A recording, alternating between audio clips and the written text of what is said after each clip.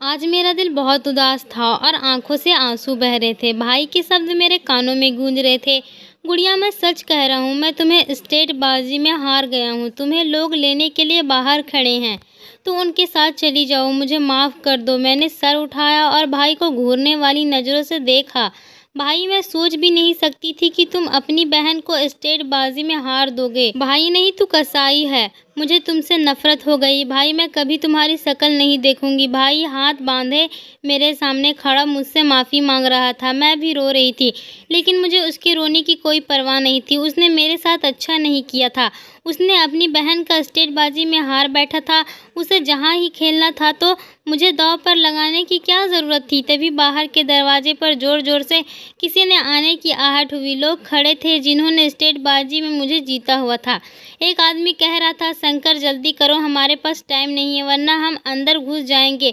मैंने नफरत भरी नजरें दरवाजे पर डाली। जैसे ही वे दोनों अंदर आए, भाई बस बार बार यही शब्द दोहराए जा रहा था, मुझे माफ़ कर दो गुड़िया, मुझे माफ़ कर दो गुड़िया, मैं तुम्हारा पापी भाई हूँ। भाई मुझे पकड़कर बाहर ले गया। बाहर दो लड़के खड़े थे जो शक्ल व सूरत से ही बदमाश लग रहे थे। उन्होंने हवस भरी नज़रों से मुझे देखा और एक गाड़ी में बिठाकर चल पड़े। पीछे भाई रोते जा रहे थे और वह मुझे कहाँ लेकर जा रहे थे, इसकी मुझे कोई खबर ना थी। काफ़ी रात हो गए थे, चारों तरफ अंधेरा छाया हुआ था।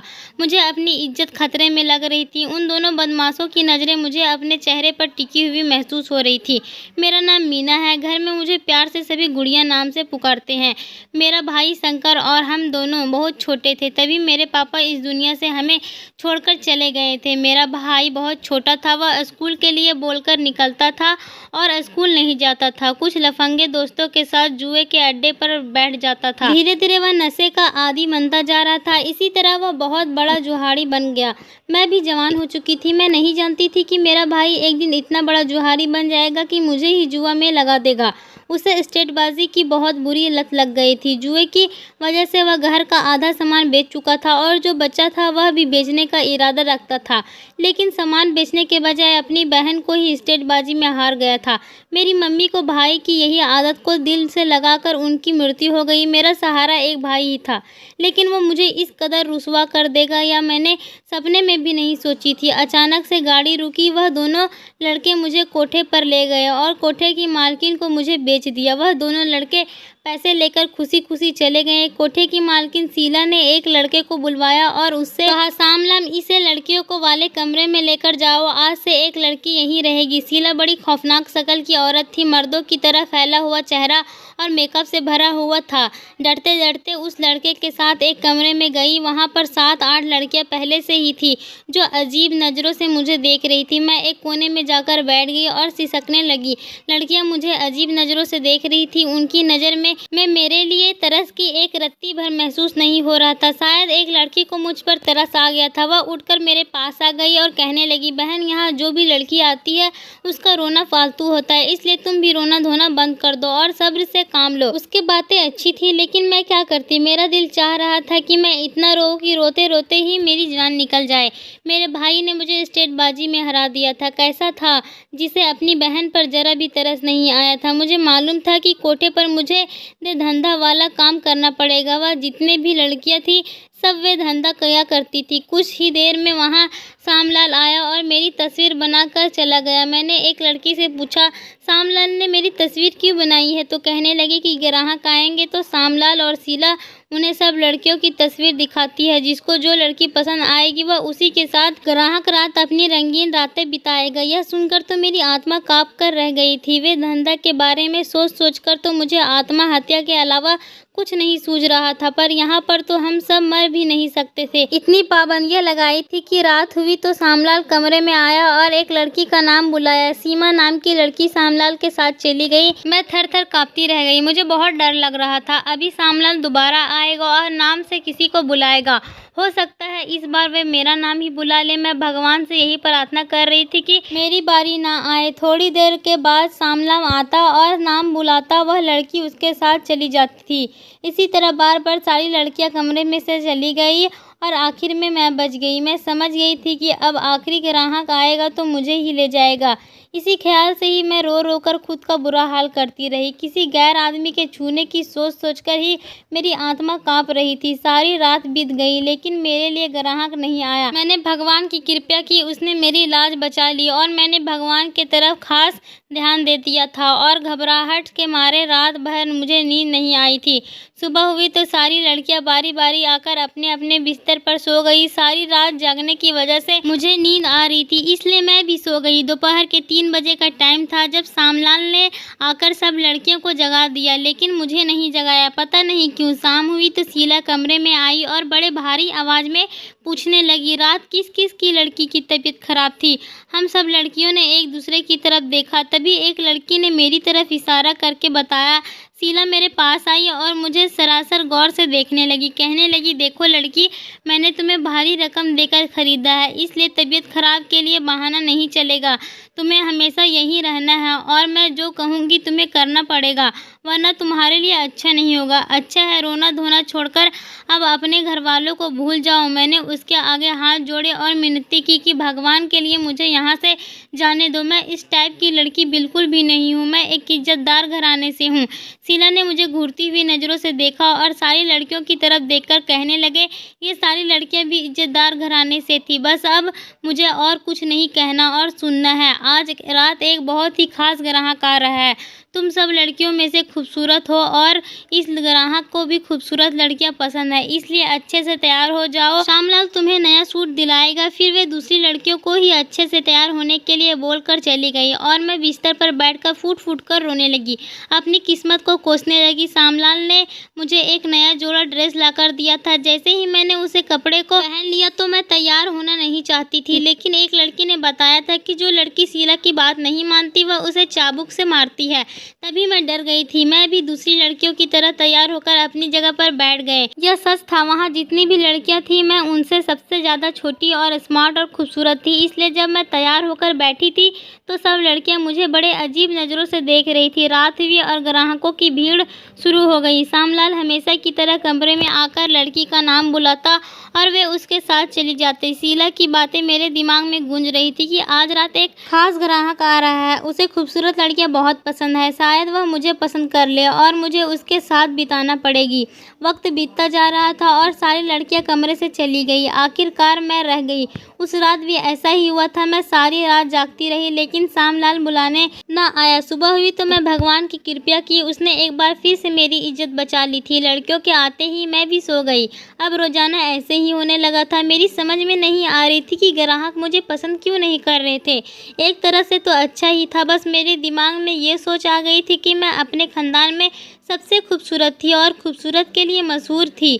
मेरी सारी दोस्त मुझे चिढ़ा करती थी और देखती रहती थी कि मेरा भाई जो जुआरी का, शायद इसलिए मेरा कोई रिश्ता नहीं आता था। इसलिए मेरे भाई की बुरी लत की वजह से मेरे लिए कोई रिश्ता भी नहीं आता था और मेरी किस्मत पर दाग लग जाते थे और यही दाग मेरे रिश्ते में रुकावट बन जाती थी। मेरी माँ बहुत ही अच्छी और सब्र करने वाली औरत थी, लेकिन भाई अच्छा नहीं था। माँ बताती है कि उनको पता था कि शंकर गलत रास्ते पर निकल चुका था। माँ भाई को बहुत समझाती थी कि ये सब छोड़ दो बेटे, लेकिन उसने झूठ बोला। माँ से कहा कि ठीक है, मैं जुआ नहीं खेलूंगा। लेकिन एक दिन भाई के दोस्त सब उसे बहला फुसला कर कसीनो ले गए थे। तभी भाई सट्टेबाजी लगा लिया था। भाई तो पहली बार ही सट्टेबाजी में भारी रकम जीत कर आया। माँ को पता चला तो उसने उसे बहुत मारा। भाई को माँ ने फिर से समझाया, जुआ खेलना छोड़ दो, यह बहुत गंदी बात है, उसे कोई फायदा नहीं होता, उसे हमारी इज्जत पर कोई फर्क नहीं पड़ता। और अब वही हो रहा था। मम्मी कहती थी कि तेरी इस बुरी आदत की वजह से मेरी गुड़िया का रिश्ता नहीं आएगा। मम्मी की बातें भाई पर असर नहीं करती थी, बल्कि वह मम्मी को डांट कर चुप करवा देता था। लड़ाई भी होता था माँ से बहुत। मेरे भाई कमाता भी नहीं था। दिन रात भूखे पेट की वजह से मेरी मम्मी अब घरों में बर्तन मांजने लगी थी। मम्मी की तनख्वाह आती तो मम्मी के कुछ पैसे जबरदस्ती छीन लिया करता था। भाई की करतूतों की वजह से ही मेरा रिश्ता नहीं आता था और टाइम बीतने के साथ साथ मेरी शादी की उम्र निकलती जा रही थी। फिर एक दिन भाई घर आया और वे रोते हुए कहने लगा कि गुड़िया, मैं तुम्हें सट्टेबाजी में हार चुका हूँ, मुझे माफ़ कर दो। एक दिन भाई ने मुझ पर बहुत बड़ी जाति कर दी थी। फिर वो मुझसे माफ़ी मांग रहा था जब उसने मुझे सट्टेबाजी में दांव पर लगा ही ही दिया तो उसे उसी टाइम नहीं सोचना चाहिए था। अब तो माफ़ी की गुंजाइश ही खत्म हो चुकी थी। मैं उसे कोठे से किसी तरह निकलना चाहती थी। मुझे ऐसी ज़िंदगी से नफ़रत था। ऐसी ज़िंदगी से तो अच्छा था मैं खुद को मौत के हवाले कर देती। कम से कम इज्जत से मौत तो आएगी। वहाँ से भागने का कोई रास्ता दिखाई नहीं देता था। शीला ने कोठे के गेट पर 2 गार्ड रखे हुए थे। मुझे कोठी पर आए हुए 1 हफ्ता गुजर गया था, लेकिन अभी तक मैं किसी ग्राहक को पसंद नहीं आई थी। मैं रोज़ाना रात अपने बिस्तर पर जागते-जागते पूरी रात बिता देती थी और फिर सुबह ही सोती थी। सब लड़कियां भी हैरान थी। 1 हफ्ता बीतने के बावजूद भी अभी तक किसी ग्राहक को पसंद क्यों नहीं आई थी। एक लड़की ने अपने साथ की लड़की से मेरे बारे में भी बात करना शुरू कर दी थी। मैं चुप से सुनती रहती थी। मुझे अपने घर की बहुत याद आती थी। एक बार भी भाई मुझसे मिलने नहीं आया था। उसे मालूम ही नहीं था कि जिनके हाथों उसने मुझे सट्टेबाजी में हार गया है वो मुझे कोठे पर बेच गए हैं। एक दिन मैं सोचा कि मुझे शीला से बात करनी चाहिए। मैं उसकी मिनती करूंगी कि मुझे यहाँ से जाने दे और मैं कोई काम वगैरह करके इसके पैसे उतार दूंगी। एक दिन उससे बात करने का मौका मिला। मैंने उसकी बहुत मिन्नती की, लेकिन शीला किसी तरह भी ना मानी, बल्कि कहने लगी, क्या मैं तुम्हें बेवकूफ़ दिखती हूँ जो तुझे छोड़ दूँ? तो मेरे लिए सोने की चिड़िया है। मैं कमरे में आकर बहुत रोई, भगवान से मदद मांगी थी कि वह मुझे इस दलदल से निकाल दे। जब मैं रोती थी तो सामलाल मुझे तरसती नज़रों से देखता था, लेकिन कोई बात नहीं करता था। एक रात जब लड़कियाँ अपने अपने ग्राहकों के साथ बिताने कमरे में चली गई तो मैं उठकर कमरे से बाहर निकल गई। मैंने सोचा था शायद मुझे यहाँ से भागने का मौका मिल जाए। मैं आंगन में पहुँची, लेकिन मुझे शीला तो कहीं नहीं दिखी। लेकिन सामलाल के साथ एक आदमी दिखाई दिया। उस आदमी को देखते ही मेरे पैरों तले से ज़मीन निकल गई।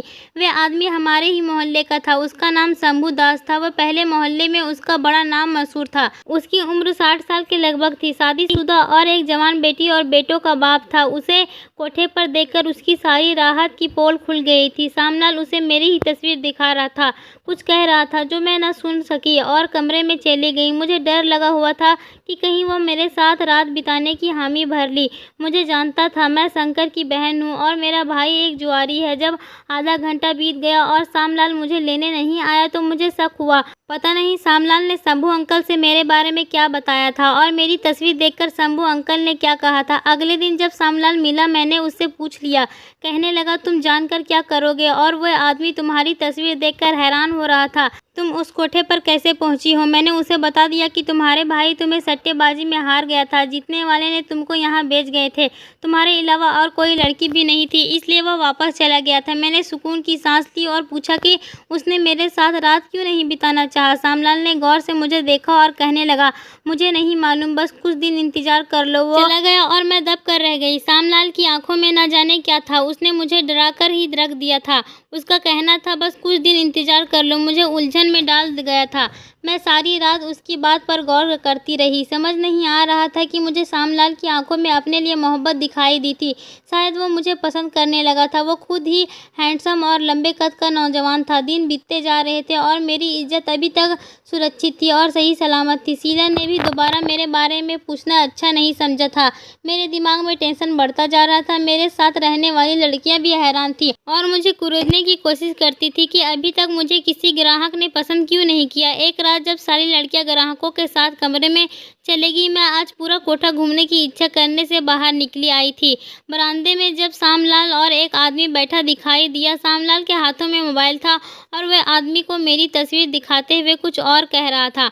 आदमी के चेहरे के असर बदलते जा रहे थे। मैंने उस आदमी को यह कहते हुए सुना, नहीं नहीं भाई, मुझे मरने का कोई शौक नहीं है। मैं कल फिर आ जाऊंगा। तुम मुझे दूसरी लड़कियों की तस्वीर दिखा देना।